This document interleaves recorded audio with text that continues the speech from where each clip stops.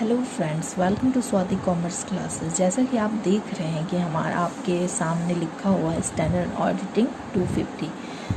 तो इसका मतलब ये है कि आज हम पढ़ने वाले हैं कौन सा स्टैंडर्ड ऑडिटिंग 250, जो डील करता है consideration of law and regulation in an audit of financial statement, जो इफेक्टिव हुआ है 1 अप्रैल 2009 से।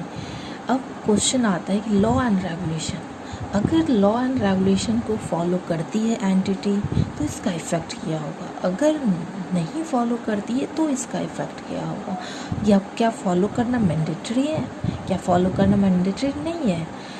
तो ये सारा चीज़ को हमें पढ़ना है। अगर है तो ये किसकी रिस्पॉन्सिबिलिटी है, अगर ये तो अंडरस्टूड है कि रिस्पॉन्सिबिलिटी तो मैनेजमेंट की होगी। रिस्पॉन्सिबिलिटी अगर मैनेजमेंट की तो हम स्टैंडर्ड ऑडिटिंग 250 क्यों पढ़ रहे हैं। 250 इसलिए पढ़ रहे हैं, ऑडिटर उसे आइडेंटिफाई करता है कि वो प्रॉपरली फॉलो कर रहा है या नहीं। अगर फॉलो कर रहा है तो उसका इफ़ेक्ट क्या आ रहा है, अगर नहीं फॉलो कर रहा है तो उसका क्या इफ़ेक्ट आ रहा है। तो ये हमें पढ़ना है consideration of law and regulation in an audit of financial statement, जो इफेक्टिव हुआ है 1 अप्रैल 2009 से। तो नेक्स्ट क्वेश्चन आता है effect of law and regulation. इसका पहला है provision of some law and regulation direct effect on the financial statement. Provision of some law and regulation क्या होता है ना, कि डायरेक्ट इफेक्ट करता है फाइनेंशियल स्टेटमेंट को, और बहुत सारे ऐसे लॉ एंड रेगुलेशन होते हैं कि जो डायरेक्ट इफेक्ट नहीं करता है। तो हमें इसमें पढ़ना है, दोनों पढ़ना है कि provision of some law and regulation direct effect on the financial statement, other law and regulation complied with the management के द्वारा कंप्लाई करना तो जरूरी है, but not direct effect on the financial statement. For example banking and commercial chemical company. Non-compliances with the law and regulation may result fine, litigation or other consequences. Non-compliances of law and regulation क्या कर सकता है, fine और litigation और other consequences को हमें face करने पड़ सकती है मैनेजमेंट को। अब ये तो हमने पढ़ लिया, अब ये रिस्पॉन्सिबिलिटी किसकी है। तो नेक्स्ट टॉपिक आता है responsibility of management for compliances with the law and regulation.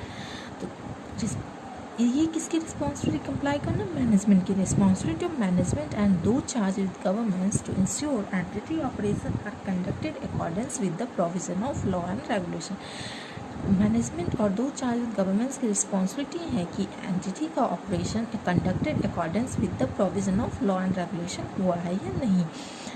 And management and those charge with governments की रिस्पॉन्सिबिलिटी है कि इंश्योर करना एंटिटी के ऑपरेशन को कंडक्ट हुआ है in accordance with the law and regulation. Next topic आता है रिस्पॉन्सिबिलिटी ऑफ ऑडिटर।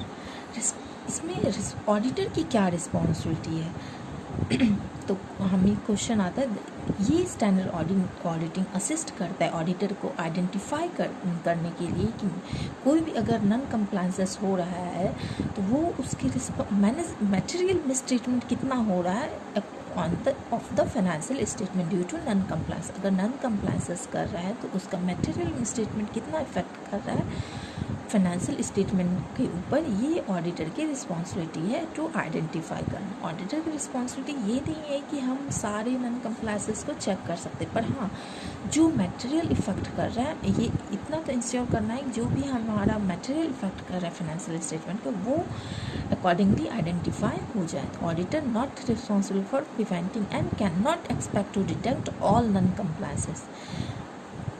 ये ऑडिटर से एक्सपेक्ट नहीं किया जा सकता है, और प्रिवेंटिंग रिस्पॉन्सिबल भी नहीं है prevent all non compliances. Next को है question auditor responsibility, those law and regulation direct effect, those law and regulation not direct effect. हमें इसमें जो डायरेक्ट इफेक्ट करता है उसके ऑडिटर की रिस्पॉन्सिबिलिटी है obtain sufficient and appropriate audit evidence. Auditor की रिस्पॉन्सिबिलिटी है कि वो ऑब्टेन करे sufficient and appropriate audit evidence. और अगर जो इफ़ेक्ट नहीं करता है, डायरेक्ट इफ़ेक्ट नहीं करता है, वो क्या है कि वो प्रोसीजर कोई अप्लाई करे आइडेंटिफाई करने के लिए नॉन कंप्लायंस जो कि मटेरियल इफ़ेक्ट कर सकता है। तो ऑडिटर की क्या रिस्पॉन्सिबिलिटी है, वो आइडेंटिफाई करना कि जो रिस्पॉन्सिबिलिटी कि जो भी नॉन कंप्लायंसेस है वो मटेरियल को इफ़ेक्ट कर रहा है तो वो उसे आइडेंटिफाई करने के लिए कोई प्रोसीजर अप्लाई कर सकता है। नेक्स्ट क्वेश्चन आता है ऑडिटर की consideration of compliances with the law and auditor की कंसिडरेशन क्या है compliances with the law and regulation, मतलब वो उसे क्या क्या देखना चाहिए, कंसिडर मतलब कि क्या क्या टॉपिक को कंसिडर करना चाहिए। तो पहला क्या है obtain general understanding of legal and regulatory framework applicable to entity, entity पे जो भी understand legal and regulatory framework, जो भी लॉ एंड रेगुलेशन, जो भी एक्ट अप्लाई होता है, जैसे मान लो कि कोई भी कंपनी फैक्ट्री में काम करता है तो उस पर उसको पीएफ अकाउंट मेंटेन करना, लेबर लॉ मेंटेन करना बहुत ही मैंडेटरी है, एप्लीकेबल होता है पीएफ। तो ये हमारा अगर 20 मेंबर एम्प्लॉय से ज़्यादा है तो उसे पीएफ अकाउंट फॉलो करना बहुत ज़रूरी है। तो वो ऐसे ये सारे क्या क्या प्रोविज़न अप्लाई होते हैं एंटिटी पे, उसके अकॉर्डिंग हमें लीगल एंड रेगुलेटरी फ्रेमवर्क हमें रीड करना है एज एन ऑडिटर। नेक्स्ट आता है क्या क्या कंसेप्ट, पहला तो हमें ये करना है कि उसके जो भी एप्लीकेबल है, जो भी एक्ट एप्लीकेबल होता है, जो भी लॉज उस पर कंपनीज पे अप्लाई होते हैं वो हमें रीड करना है। नेक्स्ट को आता है how the entity complying with that framework, entity वो जो एप्लीकेबल हो रहा है लॉ एंड रेगुलेशन, वो एंटिटी उसे अप्लाई कैसे कर रही है वो हमें यहाँ पे देखना होगा। फिर क्या सब obtain sufficient and appropriate audit evidence and for those law and regulation, obtain करना होता है sufficient and appropriate audit evidence for the those law and regulation which effect on the direct effect on the finance, sufficient and appropriate हमने पहले ही देख लिया कि यहाँ पे हमें जो भी डायरेक्ट इफेक्ट करता है उसके लिए हमें sufficient and appropriate evidence obtain करना है। अगर जो डायरेक्ट इफेक्ट नहीं करता उसके लिए हमें नॉन कंप्लायंसेस को आइडेंटिफाई करने के लिए हमें प्रोसीजर अप्लाई करना है कि जो भी जैसे कि इंक्वायरी कर सकते हैं मैनेजमेंट के द्वारा,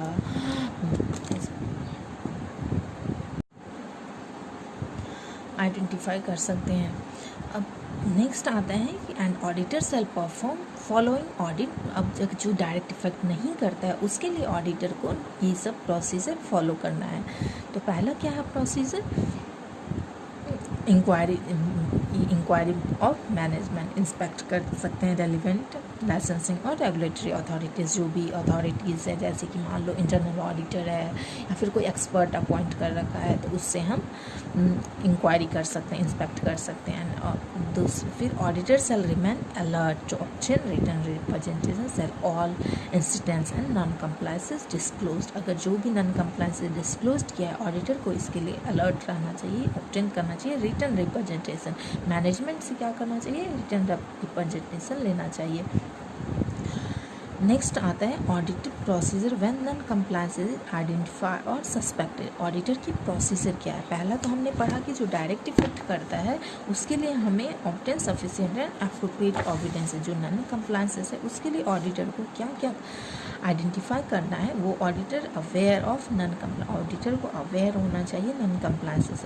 auditor shall understanding the nature and circumstances in which it occurred, अगर कोई भी नॉन कंप्लायंसेस है तो उसका नेचर मतलब क्या ऐसा नेचर, क्या ऐसा सिचुएशन आया है जो हम वो लॉ एंड रेगुलेशन को फॉलो नहीं कर पाया, इसके लिए हमें क्या करना है उसके नेचर एंड सर्कमस्टेंसेस को रीड करना है and evaluate the effect on the financial statement, और इवेल्युएट करना है उसका इफेक्ट क्या है फाइनेंशियल स्टेटमेंट के ऊपर, and discuss the matter with the management and those charge with government, and discuss करना है हमें मैनेजमेंट से and those charge with government से। If the management and those charged with governments do not provide evidence, need to obtain legal advice, अगर मान लो हमने procedure apply किया और मैनेजमेंट से इंक्वायरी किया दो चार्ज विद गवर्नमेंट से, तो वो हमें सफिशिएंट कोई भी प्रॉपर नहीं दे रहा है एविडेंस, हमें इसके लिए क्या करना चाहिए लीगल एडवाइस लेना चाहिए और evaluate the effect of auditors opinion, auditors के ओपिनियन पे क्या इफेक्ट होगा ये हमें इवेलुएट करना चाहिए। नेक्स्ट आता है हमें reporting of identify on suspected non compliances, अगर कोई भी नॉन कंप्लायंसेस सस्पेक्टेड हुआ है तो उस पर हमें ऑडिटर की रिपोर्टिंग कैसे होनी चाहिए और उसका रिपोर्टिंग पे इफेक्ट क्या होगा ये हमें क्या देखना है। तो reporting on non compliances to the those charge with governments, non compliances का रिपोर्ट करना होगा, those charge with governments and communicate to those charge with governments. अगर if non compliances is intentional and material communicate to those charge with government as soon as possible. अगर मान लो कि non compliances जो intentionally हुआ है, मैंने इसमें जानबूझ के किया है, और उसका इफ और मटेरियल है, मान लो कि कोई भी, मान लो कि अगर कोई पीएफ की भी फैक्ट्री में पीएफ अकाउंट में फॉलो करना, लेबर लॉ, मान लो कि बहुत ही जैसे कि माइनर लोगों को labour as a labour work करा रहा है, और उसका सैलरी भी बहुत, एक तो पहले माइनर को आप एज ए एम्प्लॉय रख ही नहीं सकते हो, एज लेबर उसे काम ही नहीं करा सकते हो, और उसकी सैलरी बहुत कम है, ऐसे करके। तो ये जैसे ये, और ये इफेक्ट हो रहा है, मान लो कि जैसे कोई पीएफ किसी भी फैक्ट्री पे पीएफ एक्ट एप्लीकेबल हो रहा है, वो फॉलो ही नहीं कर रहा है, पीएफ अकाउंट किसी भी कंपनी का ओपन ही नहीं कर रखा है। तो इसके लिए हमें क्या करना है, ये सब आइडेंटिफाई करना है।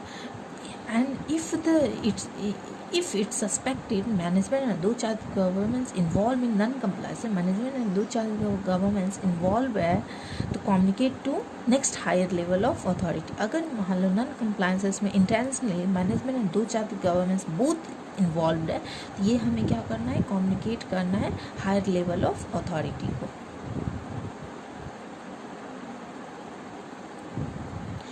फिर can reporting of non compliance in the auditors report on the financial statement. Auditors report पे इसका क्या इफेक्ट होगा। If non compliances has material effect on the financial statement and not adequately reflected in the financial statement, express qualified and adverse opinion.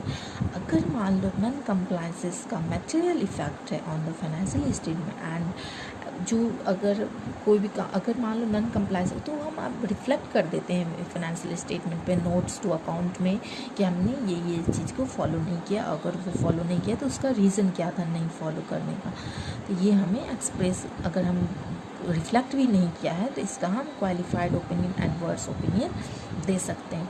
Next है हमारा, if precluded by the management and दो charge governments for obtaining sufficient and appropriate audit evidence, express qualified or disclaim an opinion। हमें क्या करना है, if precluded by the management and दो charge governments for obtaining sufficient and appropriate audit evidence, express qualified और disclaim an opinion.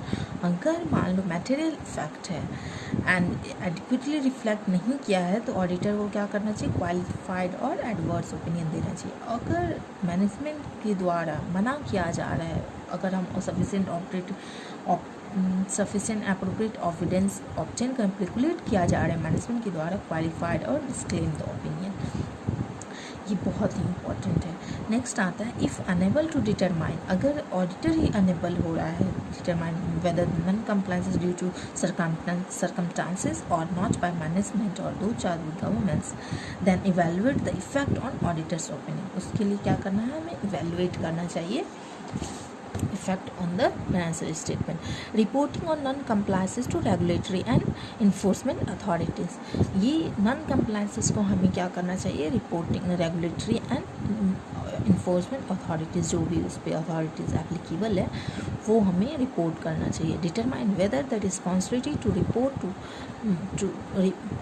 to particular outside the entity, और अगर हमें outside entities को भी रिपोर्ट करना चाहिए तो हमें नोट्स टू अकाउंट में वो हमें मेंशन करना होगा। और उसके बाद फिर डॉक्यूमेंटेशन, नेक्स्ट हमारा टॉपिक आता है डॉक्यूमेंटेशन।